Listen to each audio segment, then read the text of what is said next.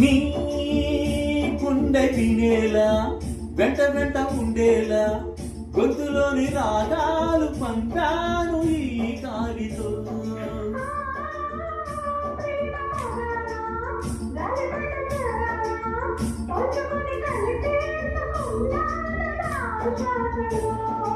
ఎక్కడ ఉన్నా ఇక్కడ తిన్నా వెన్నే వెలువయ్యే,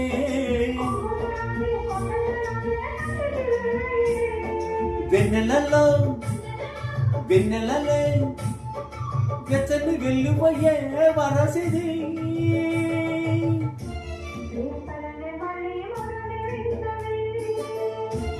ఆ పల్లికలే పలుకుతున్నది,